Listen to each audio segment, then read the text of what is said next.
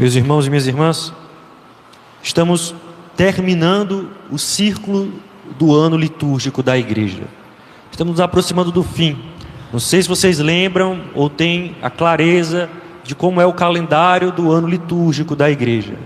Nós temos o tempo comum, que é marcado pela cor verde, o tempo da quaresma e do advento, que é marcado pelo roxo, o tempo da Páscoa e do Natal, que é marcado pelo branco.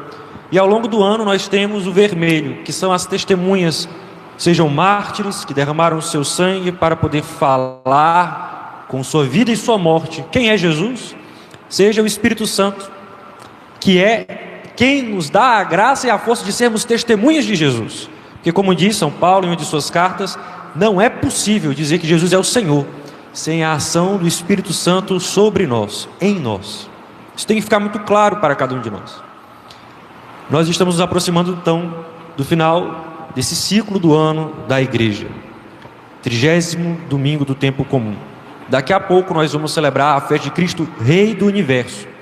Nós vamos percebendo que Jesus vai mostrando para nós nas leituras, na liturgia da palavra, como Ele reina sobre nós, como Ele vai conduzindo as nossas vidas.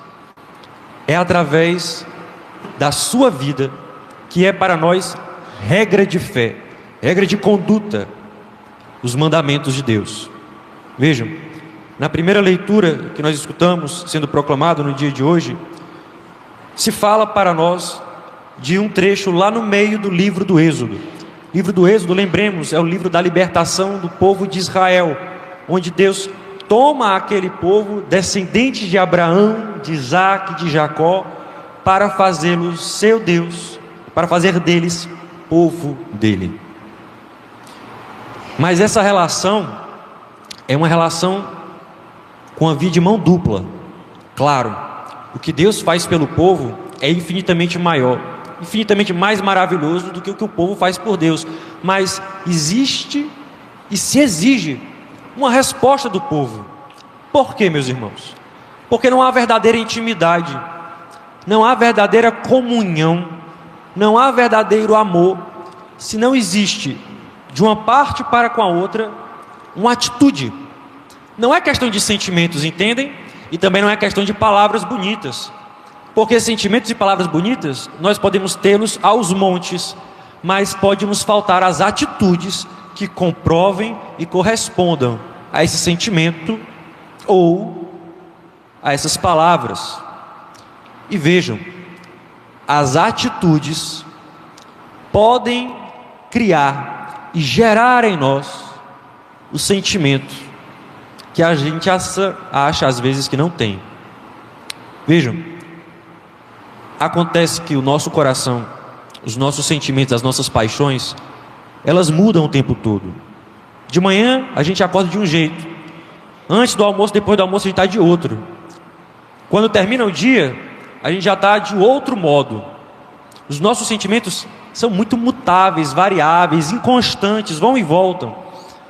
Mas nós não podemos, nós não deveríamos construir a nossa vida e as nossas atitudes baseado, estimulado, inspirado nos nossos sentimentos.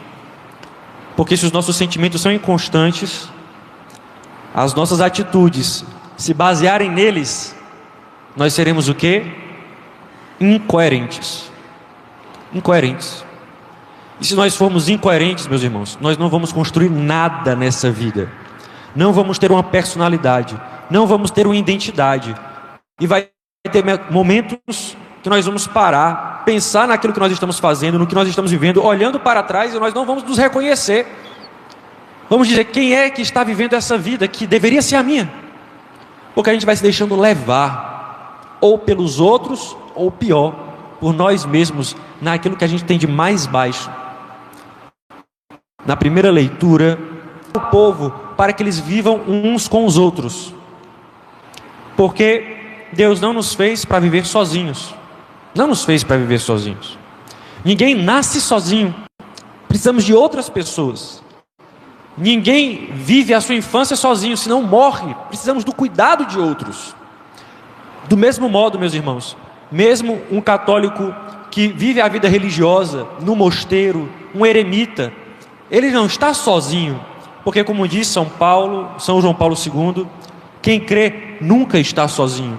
A vida daquele homem, daquela mulher, no mosteiro, no convento, é sinal e luz para nós.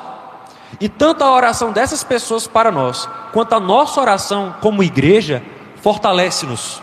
Fortalece a nós, a Assembleia que vive a fé no mundo, e fortalece a eles, homens e mulheres que se dedicam em sua vida totalmente à oração.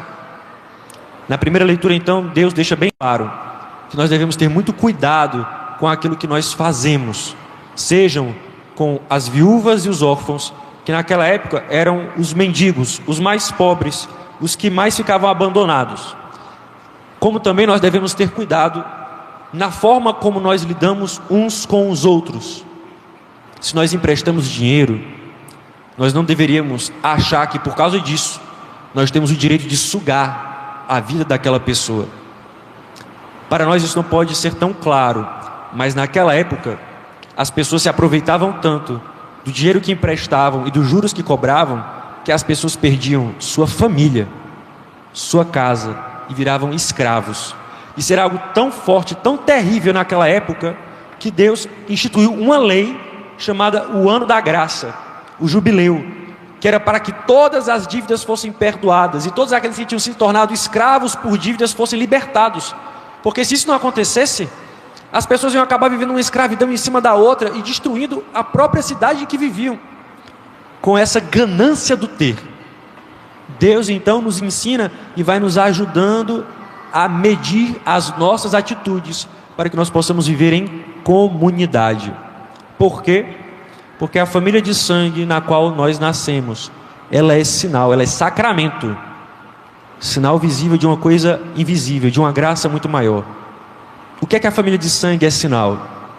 Da família da fé que nós devemos ter. E essa família da fé que nós devemos ter e nela viver, exige de nós as nossas atitudes no sentido, na direção do verdadeiro amor. Nisso aí, meus irmãos, nós vamos no evangelho de hoje. Jesus deixa muito claro no evangelho de hoje qual é o maior de todos os mandamentos: amar a Deus de todo o coração, de toda a alma e de todo o entendimento.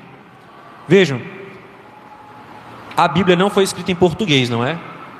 Esse trecho aqui do Evangelho de São Mateus, particularmente, nós encontramos o mais antigo em grego. Mas essa passagem aqui que Jesus está falando para nós, de respondendo o fariseu qual é o maior mandamento da lei, é uma passagem que Jesus está tirando lá do livro do Deuteronômio. É uma oração, é a oração que o judeu mais ama. Assim como o cristão ama de todo o coração a oração do Pai Nosso, o judeu ama de todo o coração essa oração. Essa oração para eles mais importante é o Shema Israel, ouve Israel, o Senhor teu Deus é o único. Amarás o Senhor de todo o coração, de toda a alma. E lá no original, nessa oração, não é de todo entendimento, é de todas as forças, com todas as forças. Percebem? É como se fosse um caminho, de dentro para fora. Amar a Deus de todo o coração, lá dentro, no íntimo, de toda a alma, com os nossos sentimentos, emoções, com a nossa inteligência, com todas as forças, com o nosso braço, com as nossas atitudes, com as coisas que nós fazemos, de dentro para fora. Somos chamados a amar a Deus. Só que o caminho para que nós realizemos isso é de fora para dentro, vocês sabiam? Por quê? Porque nós não começamos a amar as coisas do nada. Nós não nascemos sabendo amar as coisas, sabendo fazer as coisas. É necessário aprender. E como é que a gente aprende? Fazendo, acertando e errando. Fazendo, acertando e errando. O caminho para aprendermos a amar a Deus é de fora para dentro. Para quando a gente conseguir ter a virtude, ou seja, o hábito, a constância de amar a Deus, aí sim se torna de dentro para fora. Mas antes, meus irmãos, é de fora para dentro. É primeiro com todas as forças, ou como Jesus está dizendo no Evangelho de hoje, de todo o entendimento, querendo conhecer, sabendo, aprendendo o que é que a igreja nos diz, o que é que nos fala o magistério, o que é que os papas nos ensinam, o que é que os santos falam e como eles viveram isso. E aí eu aplico a minha força nessas coisas. Meus irmãos, é que nem tudo que tem de bom nesse mundo, que a gente às vezes faz, meio que, entre aspas, obrigado. Veja, quem é que aqui gosta mesmo do seu trabalho? Tem dia que a gente até gosta, mas a maioria dos dias, meus irmãos, vamos ser sinceros, não. A gente vai por quê? Porque se a gente não for 1 dia, 2 dias, 3 dias, se a gente faltar uma semana inteira sem dar satisfação nenhuma, se a gente não pisar lá 1 mês inteiro, sem dizer porquê, a gente não vai ter dinheiro, vamos ser demitidos e não vamos ter como nos sustentar. Olha, foram 8 anos de seminário, né? 1 ano de propedêutico, 3 anos de filosofia, 4 anos de teologia para poder ser padre. E assim, para ser padre, mas mesmo eu cumprindo todo esse tempo de estudo, nada obrigava o bispo a me ordenar, nada. Ele poderia no final da minha teologia dizer: olha, foi muito bom conhecer o senhor, esse tempo que o senhor passou com a gente aqui, esses 8 anos, mas eu acho que o senhor não tem vocação, o senhor deve ir para casa. Eu ia fazer o quê? Ia ficar chateado com o bispo? Não. Eu ia dizer: o senhor é que tem um discernimento para isso, Deus me colocou nesse cargo para isso, então tá bom, vou fazer outra coisa da minha vida. Mas, vejam, não era todo dia que eu acordava às 5 da manhã feliz, muito pelo contrário. Não era todo dia que eu pegava ônibus lotado, e às vezes, se eu vacilasse no horário que eu pegasse o ônibus, a viagem de 20 minutos virava uma viagem de quase 1 hora.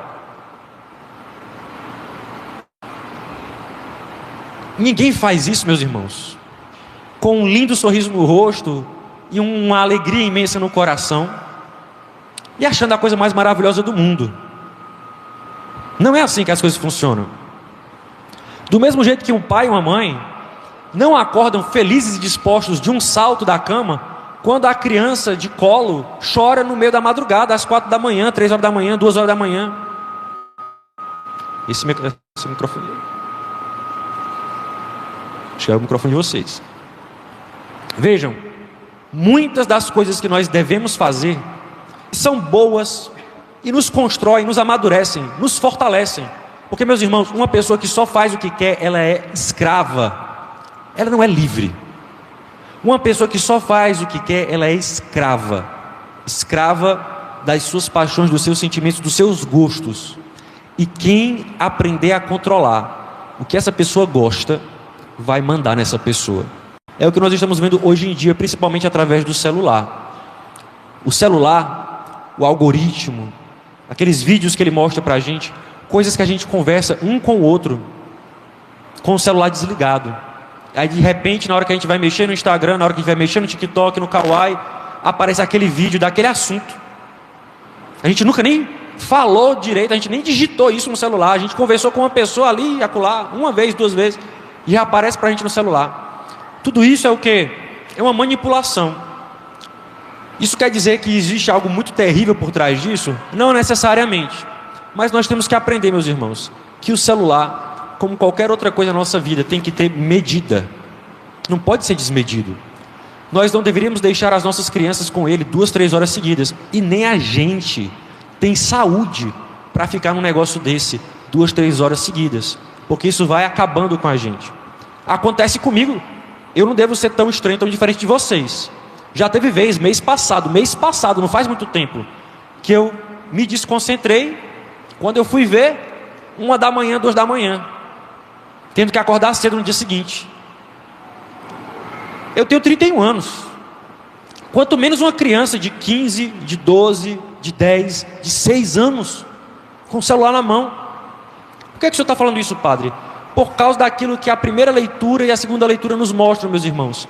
Nós precisamos medir as nossas atitudes, para que nós façamos o que Jesus está pedindo para nós no Evangelho de hoje. Não tem como amar a Deus sobre todas as coisas, meus irmãos, por acidente, do nada.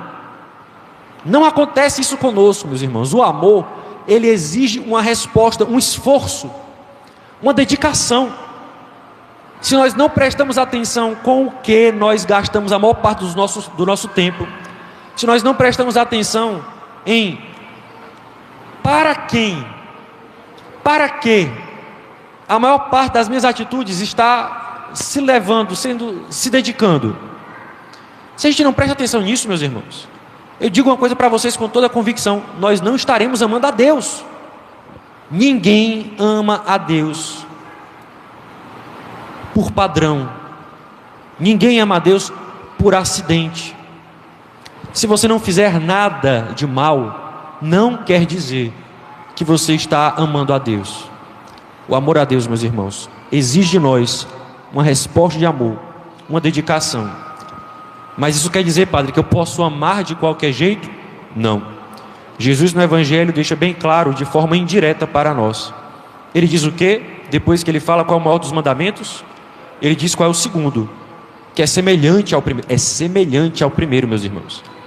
Amar o próximo como a si mesmo. Aí você vai dizer: então eu posso amar os outros do jeito que eu gosto? Não, também não pode.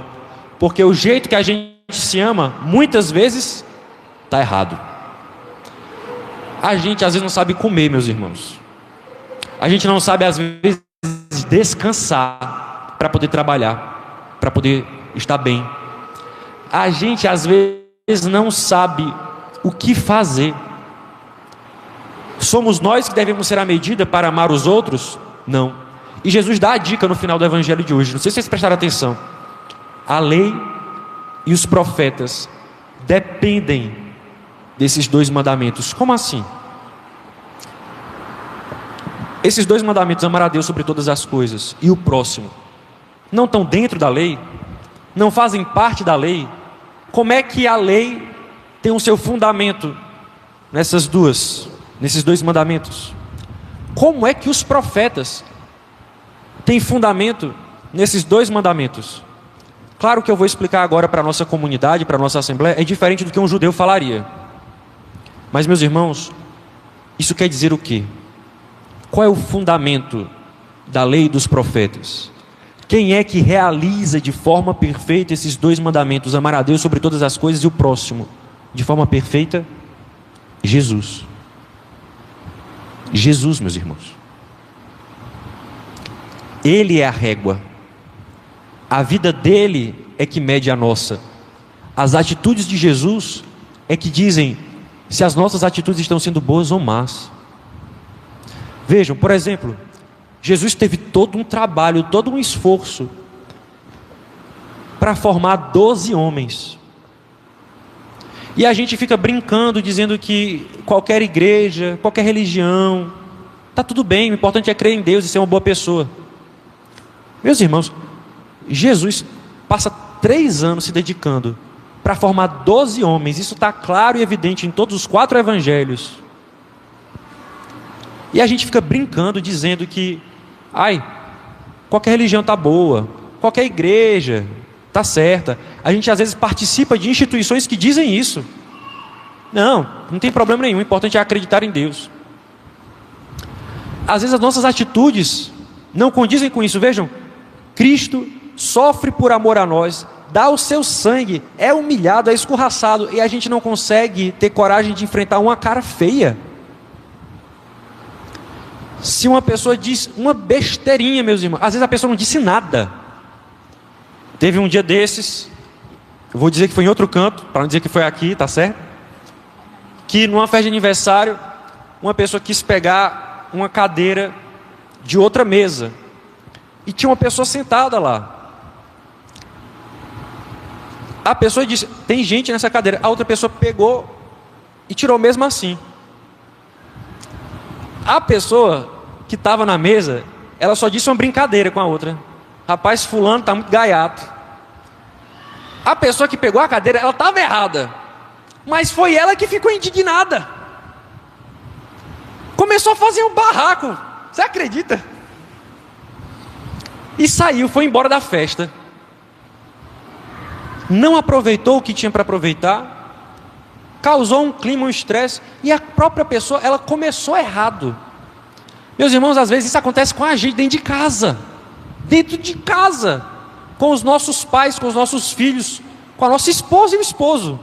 Às vezes é uma besteira, que você começou errado, e você vai fazer a confusão depois. Por quê? Porque a gente está se deixando levar pelos nossos sentimentos. Nós não estamos fazendo verdadeiro compromisso E padre, como é que a gente faz um verdadeiro compromisso? Com as nossas atitudes. Eu vou dizer um bem simples, tá certo? E por favor, não se sinta doído. Por favor, não se sinta doído. Ok? Porque eu amo vocês. Eu estou falando isso para todos nós melhorarmos. Eu também preciso melhorar. Gente, a missa começa 8 horas. Se o padre atrasa 5 minutos, o padre não está atrasado porque é o padre que começa a missa. Mas nós, comunidade, nós temos que estar aqui antes das 8. Antes de 8 horas tem que estar todo mundo aqui pronto para poder começar a missa. Pronto. É um compromisso que a gente tem com Deus, independente de a gente gostar ou não do padre. Se o padre quase sempre começa atrasado ou não, é um compromisso que a gente tem que ter com Deus. Porque se na missa de domingo a gente chega depois do padre fazer o sinal da cruz, a gente já está em pecado mortal. Já estamos. Faltamos com o nosso compromisso. Claro, isso pode estar acontecendo porque deu um problema no carro, um problema na moto, você teve que ficar um pouco mais de tempo no banheiro para resolver alguma coisa, é muito importante que só você pode resolver. Acontece isso. Mas se é porque você não se programou, você disse que vinha para a missa de manhã e você não colocou isso como prioridade, meu irmão, minha irmã, você já começou falhando. E é essas pequenas falhas que a gente deixa passar. Deus perdoa. Não, o padre nem vai ver direito. E eu realmente tento não ver, porque eu tento rezar aqui na missa, que é uma coisa que vocês bem deveriam fazer. Vocês não deveriam somente estar sentados no banco. Eu juro para vocês que a tinta da parede já secou faz mais de mês. A gente tem que estar aí rezando, tentando escutar essa palavra, tentando ficar com uma frase mais importante, tentando colocar a nossa vida diante de Deus. Aqui é lugar de oração, meus irmãos. Não para a gente estar prestando atenção em quem está ou quem não está na nossa frente, do nosso lado, vestido de assim ou assado. É em Deus que nós devemos estar prestando atenção. E os nossos compromissos começam com essas pequenas coisas. Porque se a gente falha nas pequenas, a gente falha nas grandes. Se a gente acha besteira do nosso marido, da nossa esposa, nas pequenas coisas, você não vai aguentar as grandes. É necessário, meus irmãos, decidir amar a Deus e ao próximo. Decidir e forçar as nossas atitudes. No começo tem que ser assim mesmo. É superando as dificuldades, para que no costume, na perseverança e na constância dessas coisas, a gente possa, no final, amar de todo o coração, de dentro para fora, espontaneamente, porque nós nos preparamos para isso. Mas para terminar, eu repito, nós temos que cuidar das pequenas coisas, dentro de casa, no trabalho, na nossa vida de oração, na igreja. As pequenas coisas, meus irmãos. Vamos mudar. Vamos de verdade, meus irmãos, fazer com Deus uma nova aliança. Viver na dinâmica da vida de Jesus, olhando para Ele, para o que Ele fez, para o que Ele disse. Vivermos, pautados nisso, para que nós possamos verdadeiramente, meus irmãos, verdadeiramente, amar a Deus sobre todas as coisas e o próximo, como Ele nos ensinou. Porque vai ser isso que Ele vai falar para nós, né, no Evangelho de São João: amai-vos uns aos outros como eu vos amei. Louvado seja nosso Senhor Jesus Cristo.